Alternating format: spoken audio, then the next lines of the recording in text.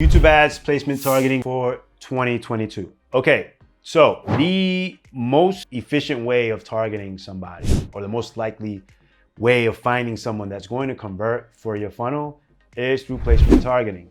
It does have its cons as far when it comes to scale, when it comes to having to refresh your creatives, things of that nature. However, if you really want to get a feel for something that's worked, you really want to start feeding some data in Google Ads, then placement targeting can work for you.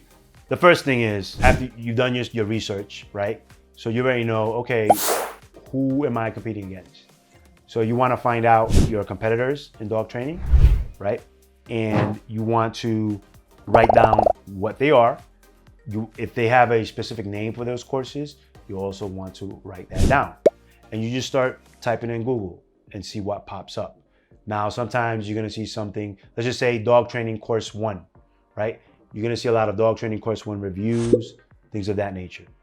People start promoting those videos because they're affiliates or for whatever reason, they're promoting that course. So what better place to place your ad than in front of someone looking for that course? Because someone looking for that course is already someone that they've identified their problem, they know they want a solution, they just wanna know if that course is the solution. So that's your time to put your ad in front of that and really talk about your course, like why your course is the solution to anything, without having to mention the competitor. So what you want to do is you start getting those URLs. There are tools out there for YouTube ad scrapers out there that will let you download those specific URLs, but you can literally, let's just say you don't have money to spend on that. All you have to do is click on that video, copy the URL, save it on some type of form, and you'll be able to start saving and targeting those videos, right? Sorry about the interruption, but if you're someone that already has a funnel and you know you want to scale it, we're talking about 1K a day, a couple hundred a day, and you want to take it to 10K a day, then click on our link. What can you expect if you click on the link? You're going to talk to one of our consultants and we're going to see what makes sense for you. If you're someone that is a do-it-yourselfer and you want to learn a system, get on our weekly calls, learn how we come up with creatives, angles, how we do our targeting, how we scale, how we get clients to spending 30, 40K a day. Hey, you want to give that information to your media buyer? Feel free and ask about our course. But that's not going to happen unless you click on the link. So make sure you do that. It's totally free. But this is if you're willing to scale and you already know that you have stuff that works. Now, back to the video at hand. The next thing is, let's just say you have a specific person, a specific celebrity that is big in that field. I mean, I'm sure there's a lot of celebrities that come to mind when it comes to dog training. You can start typing that into YouTube ads, and whatever videos start popping up, you start copying those URLs and you start with that, right? Now, the next thing is you want to start asking questions. So ask yourself, why do people go into YouTube? So people don't say how to train my dog. People usually gonna say something to the extent of, how do I get my dog stop making a mess? Let's just put it that way, inside of the house. How to stop my dog from barking so much. How to get my dog to sit. How to get my dog to lay down, to follow commands. So you really have to start writing down these things. If I'm looking for dog training, which if you're offering a dog training course, you already know what these problems are that people are having, right? You want to start writing these down and start typing it in YouTube. So once you start typing it in YouTube, you're gonna start seeing that there are other searches popping up, suggested searches, and you wanna write those searches down. You can literally come up with 50, 100 type of searches. Literally, you can have 100 to 200 URLs to start with for your placement campaign, just following this method step by step. It is time consuming, but once again, if you're trying to look for the lowest hanging fruit, the most likely to convert, this is how you do placement targeting research. So you start asking these questions, the questions that your course has answers to that make sense. With something like dog training, you can go, how to stop my bully from barking, how to start my pit bull from barking, how to start my whatever dog breed it is from barking. There's tons of searches. The more you have, the more likely it's going to work. Now, certain URLs are going to have very low views. So ideally, you want to start with URLs that have lots of views and are recent, because you can have something that has 1 million views, but maybe it had 1 million views 5 years ago.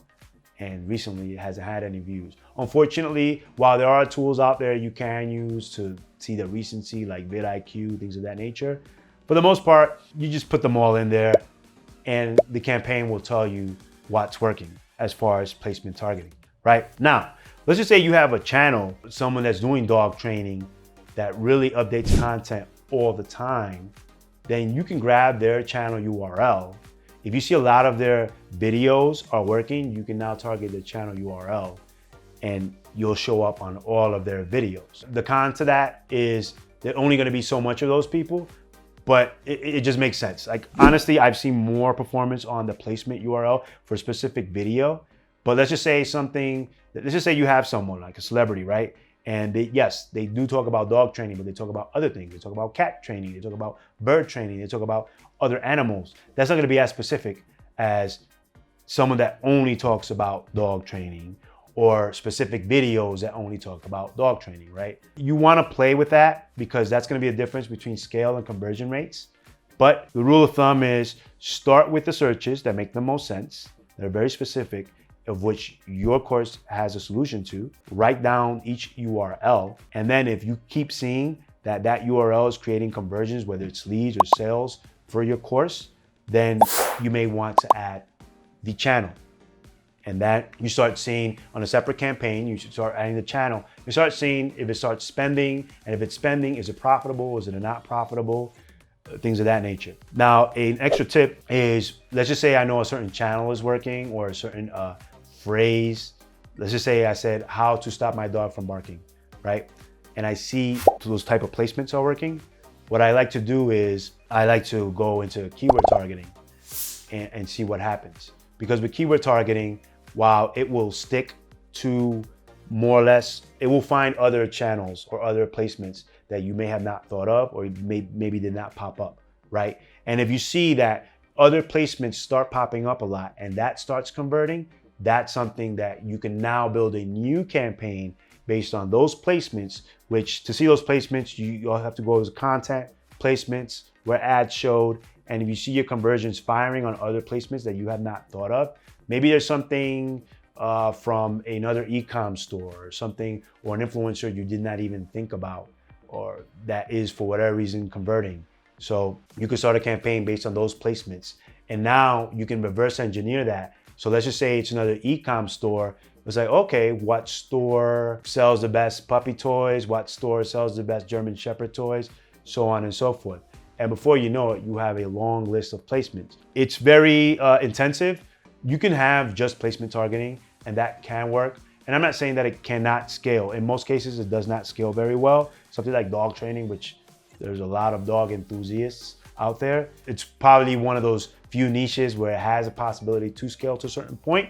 However, it is very intensive. You continue to get placements and things of that nature, but it builds your basis. It tells you, okay, what are my conversion rates? What's converting? And it gives data to Google Ads. Once you have that data, you feel free to scale to other audiences, things of that nature, which the conversion rate may be a little bit lower, but as long as it's profitable, it's fine, right? Now, if you want to keep seeing more Google Ads tips and tricks throughout our channel, feel free to check us out. If you really want to dig into YouTube ads and really advanced strategies, how to structure things and really get things going, try to book a call with us and see if we're a right fit for you. We can help you out.